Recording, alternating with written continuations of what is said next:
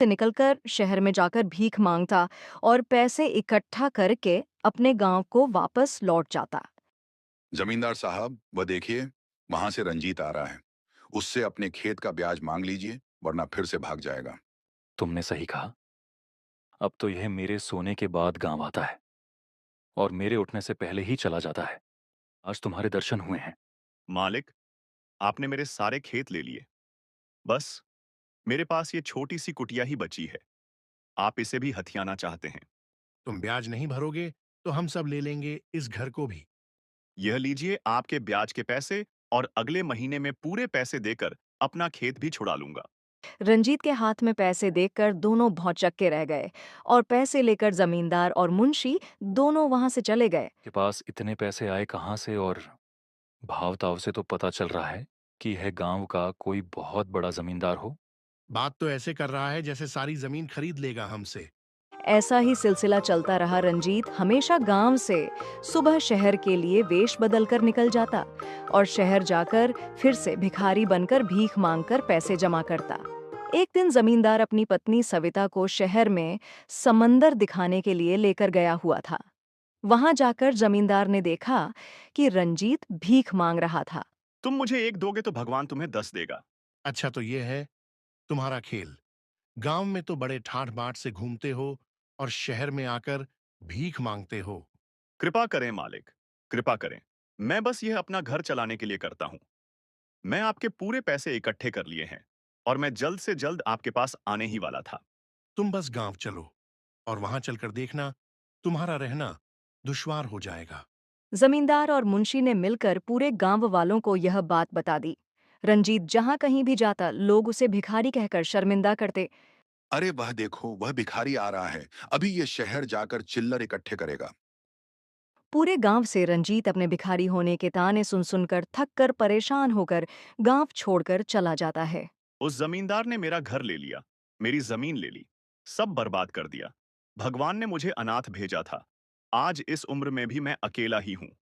रोज रोज रोने से अच्छा है कि मैं जीवन ही त्याग दूं। रंजीत गहरी सोच में पड़ा ही था। तभी वहां एक तपस्वी साधु तपस्या में लीन थे। तभी उनकी तपस्या भंग हो गई। उन्होंने देखा कि रंजीत पहाड़ की चोटी पर खड़ा है। तुम बहुत परेशान लग रहे हो बालक। क्या समस्या है? यहाँ इस चोटी पर सालों से कोई नहीं आया। तुम यहाँ क्यों आए हो? रंजीत अपनी सारी परेशानी उस तपस्वी साधु को बताता है। मैं तुम्हें दंड भी दे सकता हूँ, लेकिन तुम्हारी परेशानी बहुत जटिल है। इसलिए मेरे पास तुम्हारे लिए एक बेहतरीन उपाय है। साधु ने अपने कमंडल से जल लेकर रंजीत के ऊपर छिड़क दिया।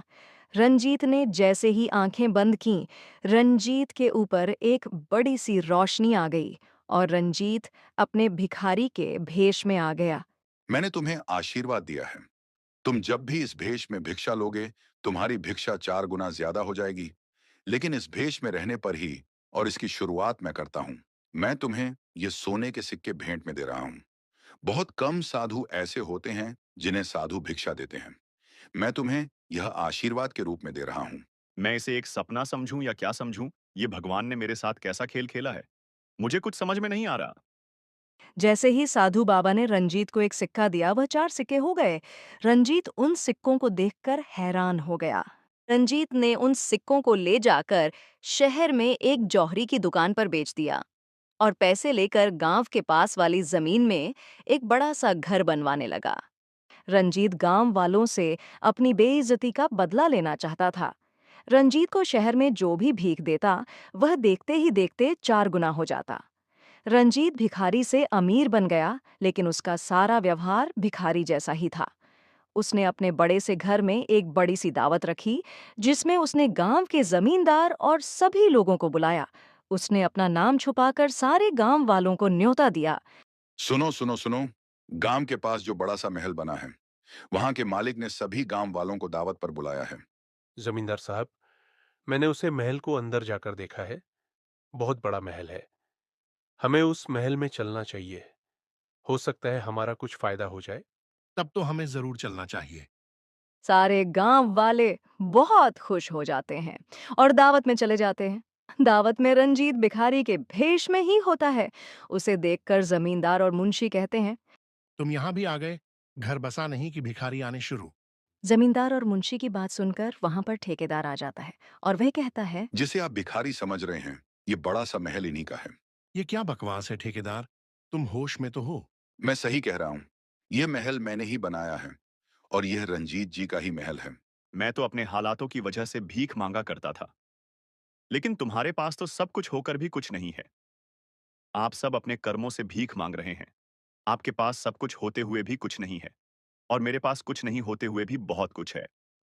रंजीत की बात सुनकर दोनों बहुत दुखी हुए और सभी गांव वाले भी शर्मिंदा हो गए। लेकिन उसके बाद भी रंजीत शहर जाकर भीख मांगकर अपनी जिंदगी जीता था।